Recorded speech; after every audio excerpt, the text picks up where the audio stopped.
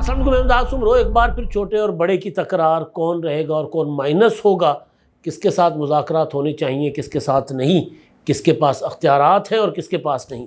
दोबारा नवाज़ शरीफ साहब और शहबाज शरीफ साहब को लेकर एक नई बहस का आगाज़ कर लिया गया है और कहा जा रहा है कि जनाब शहबाज शरीफ साहब जो है वो माइनस होने जा रहे हैं और नवाज़ शरीफ साहब की होने जा रही है वापसी। तो नवाज़ शरीफ साहब किस शक्ल में वापस आ रहे हैं, शहबाज शरीफ साहब कितने बेख्तियार हैं और कितने बाख्तियार हैं, और फिर तहरीक इंसाफ वही मुज़ाकरात करती फिर रही है और मुज़ाकरात को देने को तैयार नहीं है। और अब सदर आरिफ अलवी, साबिक़ सदर आरिफ अलवी साहब ने एतराफ़ कर लिया है कि जी इमरान खान ने ये तस्लीम कर लिया है कि वो बंद गली में चले गए हुए।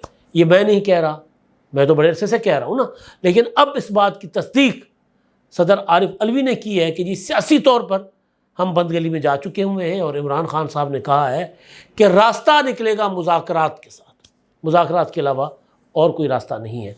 अब बंद गली में हमसे मुराद क्या है? हम यानी मुल्क, हम यानी इदारे, या हम यानी तहरीक इंसाफ? तो ये एक सदर साहब की जो साबिक़ सदर साहब की गुफ्तगू है उसको हम डिकोड करेंगे और सदर साहब क्या कहना चाह रहे हैं और किस तरह अपने लोगों की जहन साजी कर रहे हैं और उनको तैयार करने की कोशिश कर रहे हैं। और एक और मामला है, संगीन मामला है पाकिस्तान का, और वो मामला जो है वो है कच्चे के डाकुओं का। कच्चे के डाकुओं का मसला हल नहीं हो रहा और जिस तरीके से उसको हल करने की कोशिश की गई वो गले पड़ गया है। उसके पीछे कौन था कौन नहीं था उस पर हम बात करेंगे, लेकिन वो मामला गले पड़ गया है। बलूचिस्तान से कबाइल को इजाज़त देकर कि वो कच्चे में आए और आकर वहाँ जो डाकू हैं उनके ख़िलाफ़ जो ऑपरेशंस हैं उनमें पुलिस का साथ दें।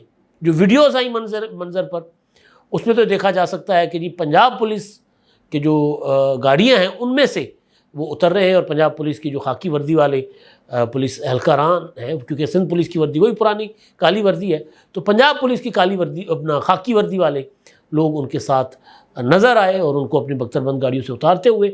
और ये भी खबरें हैं कि जी सिंध के कच्चे में भी वो जो कबाइल हैं उनको इजाज़त दी गई कि वो डाकुओं के ख़िलाफ़ पुलिस के साथ चले और वहाँ पर कार्रवाइयाँ करें, या मतलब जो भी। बहरहाल वो मैंने आगाज़ में जब ये जिस दिन पहले दिन खबर आई थी तो मैंने उसी वक्त कहा था, जब वीडियोस मंजर आम पर आई थी तो मैंने उस वक्त कहा था कि ये मसले को मज़ीद संगीन करने की एक अहमकाना हरकत है कि भाई देखिए, जो सिविल मलेशियाज़ होते हैं या प्राइवेट जो लश्कर होते हैं वो किसी तौर पर भी मसले का हल नहीं होते। पुलिस को स्ट्रेंथन करें, पुलिस को ताकतवर करें। आपको लगता है कि रेंजर्स के ज़रिए मदद लेनी चाहिए, वो ऑपरेशन करें। तीनों सूबे सिंध, बलूचिस्तान और पंजाब आपस में कोऑर्डिनेट करके कच्चे के डाकुओं के ख़िलाफ़ कार्रवाइयाँ करें, वो तो हो सकता है। लेकिन ये नहीं हो सकता कि अलाउ किया जाए, किसी को इजाज़त दी जाए कि जी आप आएँ और प्राइवेट लश्कर लेकर जो अपना कच्चे में घुस जाएँ। मामला क्योंकि इतना संगीन है कि अब हुकूमतों को वजाहत करनी पड़ रही है। पंजाब हुकूमत इस पर मुकम्मल खामोश है। सिंध हुकूमत से सवाल हो रहे हैं क्योंकि इसके जो असरात होंगे वो सिंध में होंगे। जो कबाइल जिनको इजाज़त दी गई वहाँ आएँ, कच्चे में आकर डाकुओं के ख़िलाफ़ पुलिस के साथ मिलकर कार्रवाई करें, वो बलूचिस्तान के और जो वहाँ जो जिन एक बरादरी से डाकुओं का ताल्लुक़ है, एक बरादरी जो ख़ास एक मसला बना हुआ है, तो वो ज़ाहिर सिंध की बासी हैं, सिंध के रहने वाले हैं। तो ये मामला जो है एक बड़े तसादुम तनाज़े की तरफ, खूनरेज़ी तसादुम की तरफ ज़ाहिर आगे बढ़ रहा था। तो वो प्रॉब्लम सिंध को होनी थी। तो बहरहाल उसमें वज़ीर दाखिला सिंध ज़िया लंजार साहब ने कल किसी तकरीब में ख़िताब किया और उन्होंने कहा कि जी बिल्कुल भी किसी जत्थे को इजाज़त नहीं दी गई बलूचिस्तान से आए हुए कि वो सिंध में दाखिल हों, सिंध के कच्चे में पहुँचे और डाकुओं के ख़िलाफ़ कोई कार्रवाई करें। लेकिन उन्होंने ये कहा कि जी वो एतराफ़ किया है कि जी वो जहाँ पहुँचे हैं वो ऐसा इलाका है, यानी जहाँ वो कबायली लश्कर गए हैं वो ऐसा इलाका है जो सिंध और पंजाब में जिसके ऊपर हुदूद का तनाज़ा चल रहा है। यानी वो पहुँचे हुए हैं, वहाँ पर हैं, लेकिन वो कह रहे हैं जी हमने नहीं बुलाए। और ज़ाहिर है वो जो मैंने बात की आपको कि वीडियोज़ में वो नज़र आ रहा है कि पंजाब पुलिस की एहलकार और वो पंजाब पुलिस की वर्दी में लोग जो है वो उनके साथ हैं। तो बहरहाल अब उसके पीछे वजह यह है कि एक बलोच ट्राइब के एक सरदार, उनके बेटे को कुछ अर्सा कबल जो है वो कत्ल किया गया था सक्कर मुल्तान मोटरवे पर, और फिर इल्ज़ाम डाकुओं उन डाकुओं पर लगा था जिनके खिलाफ ऑपरेशन चल रहे हैं। तो उन डाकुओं ने अपनी वजाहत भी कर ली थी एक वीडियो जारी करके कि जी हमने नहीं कत्ल किया, हमसे कसम ले लो। लेकिन बहरहाल मामला संगीन है और ये मिस हैंडलिंग है। ये अगर कोई इस तरह की हरकतें कर रहा है तो लगता है कि वो फिर उसको पता नहीं है डायनामिक्स का और वो इस सूरत हाल की हसासियत और संगीनी से नावाकिफ़ है। तो बहरहाल ये तो एक मामला था कि जनाब अब वजाहतें आना शुरू हो गई, क्योंकि मैंने कह दिया था कि मामला गले पड़ेगा, इस तरह ना करें अपने व्लॉग में। बहरहाल अच्छा, अब जी जो एंट्री है ना बड़े मियाँ की, वो बड़ी दिलचस्प मोड़ पर होने जा रही है और उनके मुखालफीन भी अब यह कहना शुरू हो गए, वो मुखालफीन जो समझते थे कि जी बड़े मियाँ यानी नवाज शरीफ साहब की, समझते नहीं थे, रोज़ाना इस बात को दोहराते थे, दावा करते थे ऐसे जैसे बस, और वो नवाज शरीफ की तकदीर जो है वो लिखवा कर लाए। इस तरह के दावे करते थे कि नवाज शरीफ की सियासत ख़त्म हो गई, नवाज शरीफ माजी बन चुका हुआ है। यही इस तरह की हरकतें मुशर्रफ के ज़माने में शेख रशीद साहब फरमाया करते थे, बेनज़ीर की सियासत ख़त्म हो गई है जी, नवाज शरीफ की सियासत ख़त्म हो गई है जी। नवाज शरीफ के दौर में शेख रशीद कहा करते थे कि जी बेनज़ीर की सियासत तो अपना लाहौर हाई कोर्ट के फैसले की मोहताज है।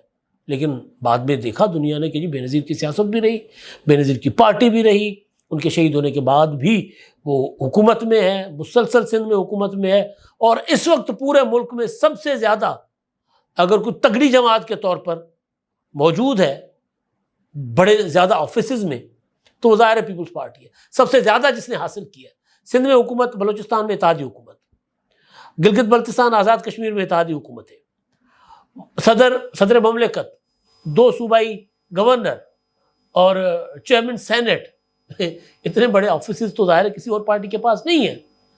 तो और फिर कहा गया कि नवाज शरीफ की हुकूमत ख़त्म हो गई, नवाज शरीफ की सियासत ख़त्म हो गई। तो नवाज शरीफ की सियासत, नवाज शरीफ के भाई वज़ीर आज़म, नवाज शरीफ की बेटी वज़ीर आला, 2 सूबों में गवर्नर नवाज शरीफ के, तो वो ख़त्म कहाँ हो गई। लेकिन बहरहाल हमारे फवाद भाई जो है, फवाद चौधरी साहब, वो ये बातें करते थे कि जिनकी सियासत ख़त्म हो गई जरदारी की और नवाज शरीफ की। लेकिन अब फवाद चौधरी साहब फरमा रहे हैं, कल उन्होंने गुफ्तगू की है, बाकी तो बातें उन्होंने की हैं, लेकिन मुज़ाकरात के हवाले से उन्होंने मुसलसल, अब फवाद चौधरी कह रहे हैं कि जी बैठें मुज़ाकरात करें, मुज़ाकरात के अलावा कोई ऑप्शन नहीं है, कोई चारा नहीं है। तो फवाद चौधरी साहब जो है मुज़ाकरात की बात करते हुए फिर ये फरमा रहे हैं कि देखिए जी मुज़ाकरात जो है ना, वो नून लीग जो है वो की तरफ से अगर किसी के पास अख्तियार है मुज़ाकरात में, तो वो नवाज शरीफ साहब के पास है, क़यादत नवाज शरीफ साहब के पास है। तो मुज़ाकरात जो बेहतर हो सकते हैं, नतीजा खेज हो सकते हैं, वो नवाज शरीफ के साथ ही मुज़ाकरात बेहतर हो सकते हैं। कौन? नवाज शरीफ, जिनके ऊपर इन्होंने पाबंदियाँ लगा दी थी कि नवाज शरीफ ख़त्म, जी इनका बयान नहीं चलेगा, नवाज शरीफ की बेटी फवाद चौधरी साहब कह रहे हैं। तो फवाद चौधरी ने ज़ाहिर है नया तजुर्बा किया है, तहरीक इमरान खान साहब के दीवार के साथ लगने के बाद और बंद गली में जाने के बाद अब वो मुसलसल कह रहे हैं कि मुज़ाकरात, क्योंकि फवाद चौधरी बराह रास्त पीटीआई की पॉलिसी लाइन को, ज़ाहिर उनके बयानात को पीटीआई की पॉलिसी लाइन नहीं समझा जा सकता, लेकिन बहरहाल वो एक समझदारी की बात कर रहे हैं कि मुज़ाकरात करें, बैठे सियासतदान आपस में। लेकिन इमरान खान साहब कहते थे कि जी नहीं, असल ताकत के साथ मुज़ाकरात करूँगा, फ़ौज के साथ, आर्मी चीफ के साथ, DGI के साथ। और जिनको अब उन्होंने जिम्मेदारी दी है सदर आरिफ अलवी साहब, वो ये कह रहे हैं कि असल ताकत जो है ना, और पाकिस्तान के जो असल मालिक है वो सिर्फ और सिर्फ सिविलियन है, और मुज़ाकरात के अलावा कोई रास्ता नहीं। जब वो ये कह रहे हैं कि असल ताकत सिविलियन है और मुज़ाकरात के अलावा कोई रास्ता नहीं है, तो इसका मतलब है कि वो यही बावर कराना चाह रहे हैं ना कि जी मुज़ाकरात के लिए सिविलियन के साथ बैठ जाएं।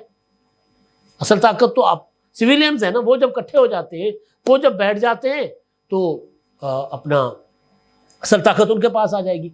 अगर वो तकसीम रहेंगे, आपस में लड़ते रहेंगे, तो असल ताकत ज़ाहिर है फिर फ़ौज के पास जाती है। फिर असल ताकत तो अवाम की होती है, लेकिन वो फ़ौज के पास चली जाती है। यही हम बात बड़े अरसे से कहते आ रहे हैं कि भाई इमरान खान साहब को लोगों ने 90 सीटें दी, इमरान खान साहब की पॉपुलैरिटी है, इमरान खान साहब कुछ ना करते, एक वफद भेज देते नून लीग की तरफ, एक वफद भेज देते पीपल्स पार्टी की तरफ कि जी आए मिल बैठते हैं, जो हुआ सो हुआ, मिल बैठ कर आगे का रास्ता बनाते हैं, आगे चलते हैं। तो क्या होता? उससे ये होता कि फ़ौज जो है जो इस वक्त इमरान खान को लगता है कि वो सारे फैसले कर रही है, वही ताकत इस्तेमाल कर रही है, वो पीछे चली जाती है। बिल्कुल इसी तरह जिस तरह मीसाक जमहूरियत हुआ था मोहतरम बेनज़ीर भुट्टो शहीद और नवाज शरीफ में, तो मुशर्रफ उसी दिन कमज़ोर हो गया था। मुशर्रफ उसके बाद बोनस पे ही रहा है। 2006 में मीसाक जमहूरियत होता है और फिर मुशर्रफ गलतियों पर गलतियां करना शुरू हो जाता है।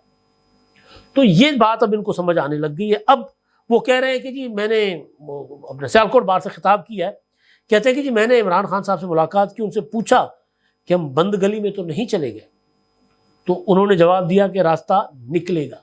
यानी इमरान खान ने तस्लीम किया कि हम बंद गली में चले गए लेकिन रास्ता निकलेगा।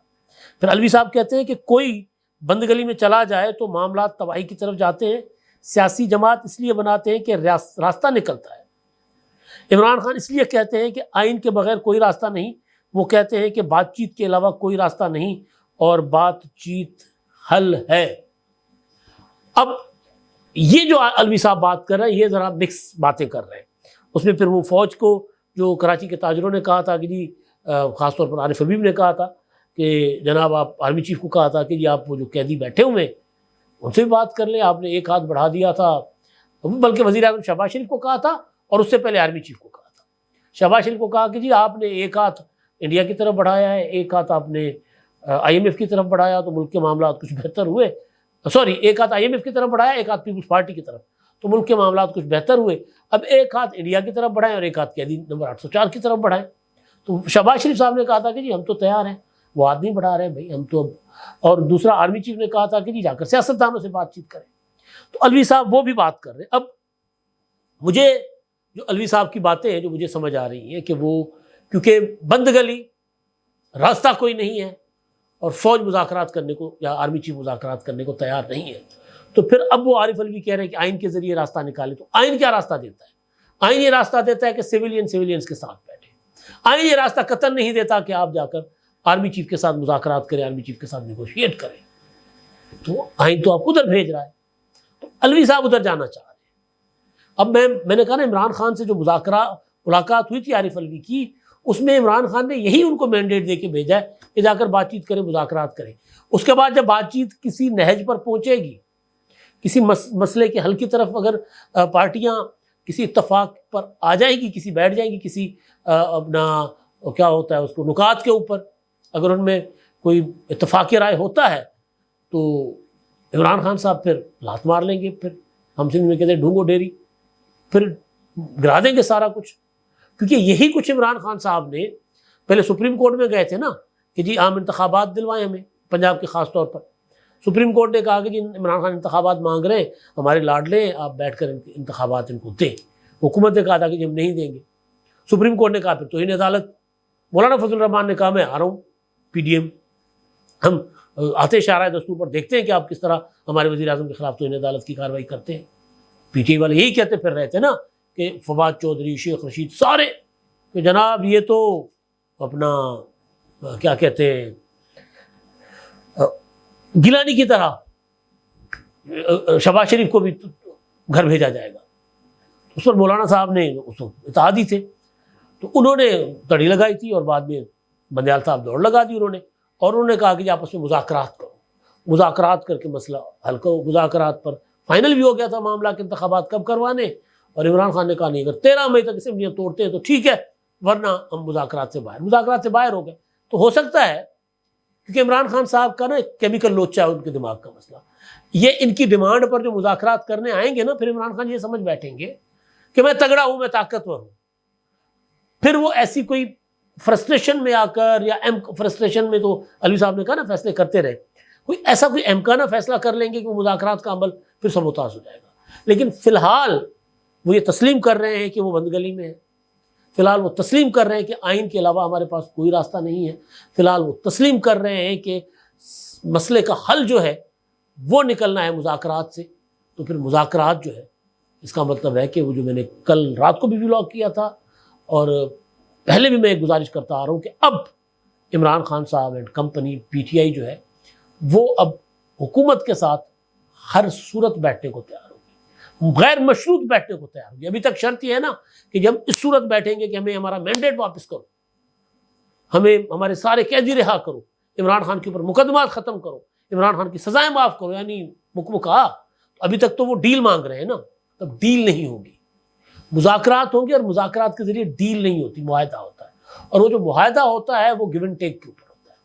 कुछ पोजीशंस हुकूमत पीछे हटेगी और कुछ पोजीशंस इमरान खान साहब पीछे हटेंगे, तब जाकर मामला तय होंगे।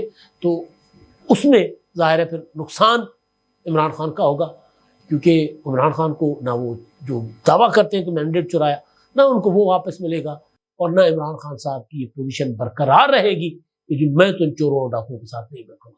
फिर एक और बड़ा यू टर्न होगा इमरान खान साहब की सियासी तारीख का, और उसके बाद फिर वक्त फैसला करेगा कि इमरान खान साहब का मुस्तकबिल क्या होता है। लेकिन मेरे ख्याल में अभी अगर इमरान खान की सियासत के बचने के इम्कानात 10% हैं, तो फिर इमरान खान साहब की सियासत के बचने के इम्कानात बढ़कर 20%, 30%, 40% हो सकते हैं अगर वो मुज़ाकरात के लिए बैठे। अब तक के लिए इतना ही। अल्लाह।